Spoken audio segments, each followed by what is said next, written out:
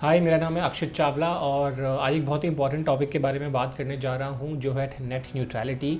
इतना अभी न्यूज़ पे इस टॉपिक को नहीं मिल रहा, बट एज इंटरनेट यूज़र्स या जो भी कोई इंटरनेट यूज़ करता है अभी, आई थिंक उन लोग के लिए, मतलब बेसिकली हम सबके लिए ही ये एक बहुत ही इंपॉर्टेंट इशू है। तो ये इशू क्या है, लोग इसके बारे में क्या बात कर रहे हैं, वो हम आज भी देखने वाले हैं। तो अभी सबसे रिसेंट डेवलपमेंट के बारे में बात करते हैं। वो हुआ है कि इकोनॉमिक टाइम्स का स्टोरी है, इसमें लिखा हुआ है कि 128 फाउंडर्स हैं, उन्हें ट्राई को लिखा है नेट न्यूट्रलिटी के बारे में। ये जो लोग हैं 128 कंपनी, जिसमें बड़ी बड़ी कंपनीज़ के लोग हैं, जैसे ज़ीरोधा के निखिल कामत हैं, पेटीएम के विजय शेखर शर्मा, फ़ोनपे के समीर निगम, इन सब लोगों ने नेट न्यूट्रलिटी के बारे में ट्राई को लिखा है। पर अभी पूरा इशू क्या है, लोग इसमें क्या कह रहे हैं, ट्राई इस बारे में क्या कह रहा है और ट्राई एक्चुअली है क्या, नेट न्यूट्रलिटी है क्या, ये सब चीज़ें हम अभी समझने की कोशिश करेंगे। तो आइए अब देखते हैं क्या हो क्या रहा है आखिरकार। अगर हम लोग इसको क्रोनोलॉजी से देखें तो ट्राई ने एक कंसल्टेशन पेपर रिलीज़ किया था। ये पहले ट्राई है क्या, ट्राई मतलब telecom regulatory authority of India. तो ये एक रेगुलेटरी बॉडी है जो रूल्स एंड रेगुलेशन देखती है टेलीकॉम कंपनीज़ के लिए।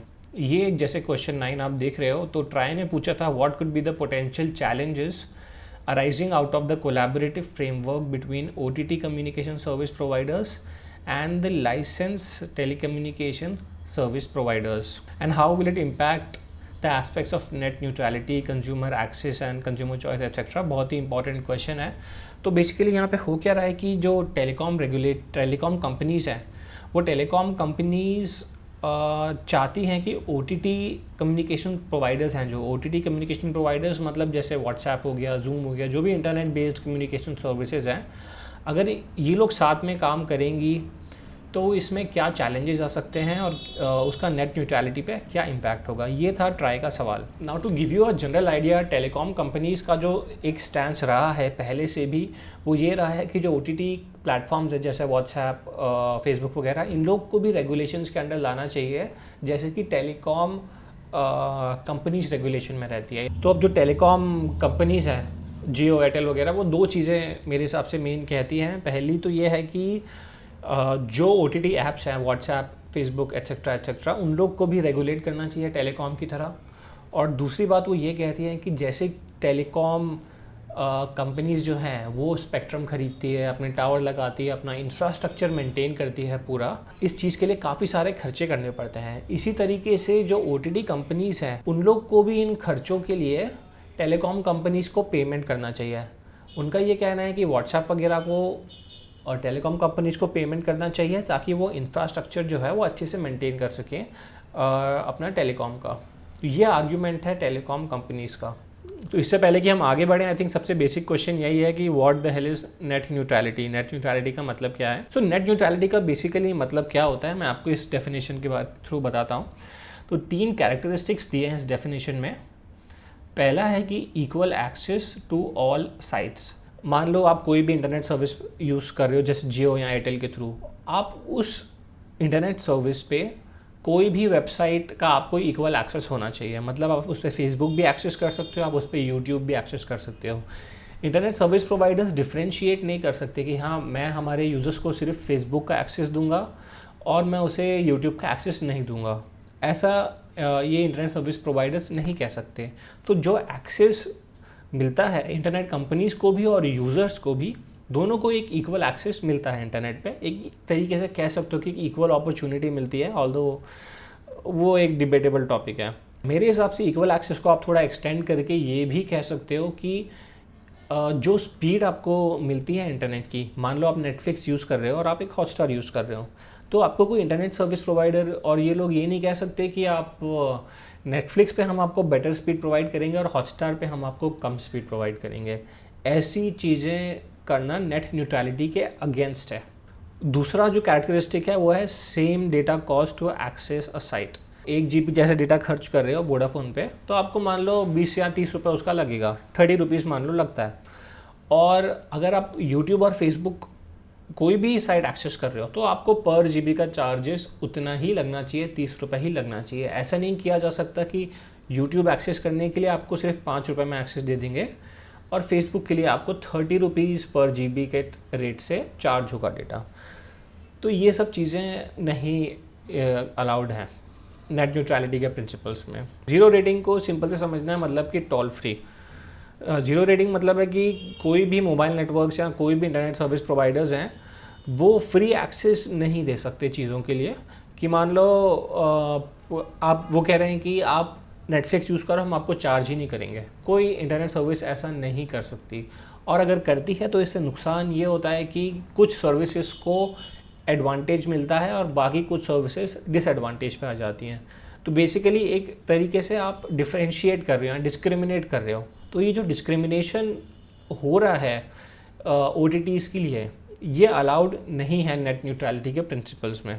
मैंने आपको एक ब्रीफ आइडिया तो दे दिया कि टेलकोस का माइंड फ्रेम कैसा है इस प्रॉब्लम से डील करने के लिए, बट इस स्पेसिफिक कंसल्टेशन पेपर के लिए जो मैंने आपको दिखाया था, इस स्पेसिफिक कंसल्टेशन पेपर के रिस्पांस में टेलीकॉम कंपनीज़ ने क्या कहा है वो हम देखते हैं। ये निखिल पावा का एक थ्रेड है। निखिल पावा काफ़ी जाने माने नाम है इंटरनेट से रिलेटेड, पॉलिसी रिलेटेड जो भी इश्यूज़ रहते हैं, he is one of the person who is always at the forefront. He is the founder of Medianama. मैंने खुद मीडियानामा में काम किया है।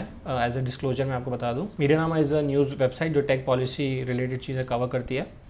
दो इंपॉर्टेंट पॉइंट है इसमें समझने के। पहला तो सिंपल सा ये है कि जियो कह रहा है कि कि इंटरनेट कंपनीज़ को कंट्रीब्यूट करना चाहिए, okay, certain amount telecom network cost के लिए। ये बेसिक हमने पहले डिस्कस कर लिया। ये टेलीकॉम, मैंने आपको बताया था पहले भी कि टेलीकॉम कंपनीज चाहती हैं कि इंटरनेट कंपनीज एक सर्टेन अमाउंट ऑफ मनी पे करें उन्हें इंफ्रास्ट्रक्चर मेंटेन करने के लिए। दूसरा इंपॉर्टेंट पॉइंट यहाँ पे नोट करने के लिए ये है, वो सब इंटरनेट कंपनीज पे करें ऐसा नहीं चाहती। It should be based on volume of traffic, turnover threshold, number of users. इसका मतलब ये हो सकता है शायद से कि जिन लोगों को, जिन वेबसाइट से ज़्यादा यूज़र्स हैं या ज़्यादा डेटा कंजम्पशन है, सिर्फ उन्हीं वेबसाइट्स या कंपनीज से टेलीकॉम जो कंपनीज़ हैं पैसा कलेक्ट करना चाहते हैं। छोटी कंपनी से प्रॉबेबली वो लोग पैसा नहीं कलेक्ट करना चाहते हैं। एयरटेल ने भी ऐसा ही कहा है कि ट्रैफिक बेस्ड होना चाहिए, so only large startups will be impacted. So ये भी यही कहना चाह रहे हैं कि जो बड़ी कंपनीज़ है, फेसबुक, व्हाट्सएप वगैरह, इन जैसी कंपनीज़ को ही पेमेंट करना चाहिए। वोडाफोन आइडिया का कमेंट जो है वो भी यही है। उन्हें एक और चीज़ सजेस्ट करी है यहाँ पे, वो है कि कितना पैसा इन स्टार्टअप्स या व्हाट्सएप, फेसबुक, इन लोगों को कितना पैसा टेलीकॉम कंपनीज़ को देना चाहिए वो गवर्नमेंट को डिसाइड करना चाहिए, एटलीस्ट इन द स्टार्टिंग। ये है VI का कहना। और वो सीधा सीधा क्लेम करते हैं टेलीकॉम कंपनीज़ कि this won't violate net neutrality. तो स्टार्टिंग में मैंने आपको बताया था कि कुछ 128-130 के अप्रॉक्स स्टार्टअप्स ने एक लेटर भेजा है ट्राई को। अभी हम वो लेटर को पढ़ने वाले हैं कि उन्होंने लेटर में एग्जैक्टली लिखा क्या है, और जो भी इंपॉर्टेंट पॉइंट्स हैं उसमें वो हम समझेंगे। हाँ, ये है वो लेटर जो स्टार्टअप्स ने भेजा है ट्राई को। पहली बात तो फेसबुक, व्हाट्सएप को ऑपरेट करने के लिए ऑलरेडी पैसा देना ही पड़ता है। उनको अपना डेटा होस्ट करना पड़ता है, उनको अपना डोमेन नेम और जो भी चीज़ों के लिए पैसा खर्चा होता है वो ऑलरेडी एक बार तो पे कर ही रहे हैं। ये एक इंपॉर्टेंट पॉइंट है। उन्होंने लिखा है price differentiation based on the type of content being access on the internet. हाँ, तो डिफरेंशियल प्राइसिंग मतलब कि डिफरेंट कंपनीज़ को डिफरेंट प्राइसिंग नहीं लगानी चाहिए based on the type of content being access on the internet. ये इम्पॉर्टेंट है क्योंकि जैसा कि हमने देखा निखिल के ट्वीट में, जो टेलीकॉम कंपनीज़ हैं वो चाहती हैं कि टेलीकॉम कंपनीज़ चाहती हैं कि जो इंटरनेट कंपनीज़ हैं उन्हें डिफरेंशिएट किया जाए based on volume of traffic, turnover threshold, number of users. तो वो एक्चुअली टेलीकॉम कंपनीज चाहती हैं कि कुछ डिफरेंशिएशन इंटरनेट कंपनीज़ में लाया जाए। और यहाँ पे लिखा है लेटर्स में जो स्टार्टअप्स ने भेजा है कि जो डिफरेंशिएशन है it's not a good thing, but यहाँ पे लिखा है differentiation based on the type of content being accessed on the internet. यहाँ पे सिर्फ टाइप ऑफ कंटेंट की बात हुई है और जनरल डिफरेंशिएशन के बारे में अभी तक तो नहीं बोला है इन्हें।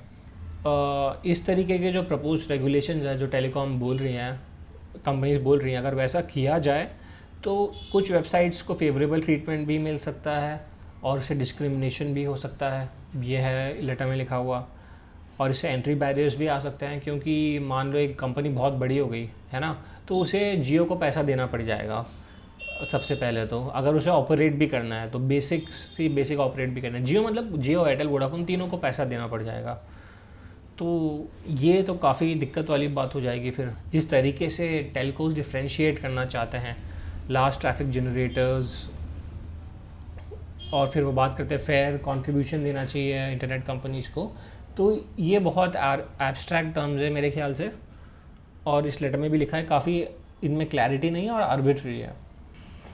तो फाइनली सबसे इम्पॉर्टेंट लाइन यही है पूरे लेटर में, इसमें लिखा है we call for the internet to be maintained as an open platform on which network providers, मतलब कि एक तरीके से telecom companies treat all, Jio Airtel वगैरह treat all content application and services equally, मतलब सारी सर्विसेज को इक्वली ट्रीट करना चाहिए। मतलब फेसबुक हो या छोटी कंपनीज हो, उन्हें इक्वल एक्सेस मिलना चाहिए उस इंटरनेट प्रोवाइडर के थ्रू। ये है उनकी बेसिक मांग पूरे लेटर में। तो आई थिंक हमें एक बेसिक आइडिया हो गया कि पूरा इशू क्या है। मैं एक बार रिपीट कर देता हूँ अभी तक हमने क्या क्या समझा है, क्या क्या पढ़ा है। सबसे पहले तो ये पढ़ा कि जो टेलीकॉम कंपनीज़ है वो चाहती है कि इंटरनेट कंपनीज़ एक सर्टन अमाउंट उन्हें पे करें टेलीकॉम इंफ्रास्ट्रक्चर मेंटेन करने के लिए, जैसे कि टावर्स हो गए या उन्हें स्पेक्ट्रम वेव्स वगैरह जो भी ख़रीदे हैं उन सब का पैसा टेलीकॉम ने दिया है। अब टेलीकॉम चाहती है कि वो इंटरनेट कंपनी से वसूली करे इस पैसे की। इंटरनेट कंपनीज़ जो इंटरनेट कंपनीज़ हैं वो कहती हैं कि ये गलत है, क्योंकि ये इससे डिफरेंशियल ट्रीटमेंट होगा। छोटी कंपनीज़ तो पहली बात पे कर नहीं पाएंगी, और अगर आप सिर्फ बड़ी कंपनीज़ को चार्ज करोगे तो ये एक डिस्क्रिमिनेशन होगा बड़ी कंपनीज़ के ख़िलाफ़। और इसमें क्या होगा कि अगर बड़ी कंपनीज़ को आप चार्ज करने लग गए तो जो छोटी कंपनी बड़ा बनना चाहती हैं उन लोग को बहुत प्रॉब्लम आएगा, क्योंकि फेसबुक वगैरह तो पे कर लेगा, उनके पास पैसा है ये सब चीज़ें पे करने का। बट कोई नया अगर स्टार्टअप ऊपर आना चाहता है, अपने यूज़र्स बढ़ाना चाहता है, ट्रैफिक बढ़ाना चाहता है, तो वो कैसे पे करेगा। तो दो ये इंपॉर्टेंट पॉइंट्स हैं जो हमने पढ़ लिए। और इस बीच में आया पूरा कॉन्सेप्ट नेट न्यूट्रलिटी का, जिसका मतलब है कि जो इंटरनेट पे सर्विसेज हैं उनमें डिफरेंशिएशन या डिस्क्रिमिनेशन नहीं होना चाहिए, इक्वल एक्सेस रहना चाहिए सारी इंटरनेट सर्विस को, सारे इंटरनेट सर्विस प्रोवाइडर्स के थ्रू। और ये सबसे इम्पॉर्टेंट पार्ट है नेट न्यूट्रलिटी का। और टेलीकॉम ऑपरेटर्स का कहना है कि ये जो फ़ीस ये लोग चार्ज करेंगे इंटरनेट कंपनीज़ को, उससे नेट न्यूट्रलिटी वायलेट नहीं होती। इंटरनेट का कंपनीज़ का कहना है कि इससे नेट न्यूट्रलिटी वायलेट होती है। तो ये है बेसिकली जो इशू है। अब मैंने ट्राई किया इसको एक्सप्लेन करने का as simply as possible. Hope you guys like it. Thank you for watching.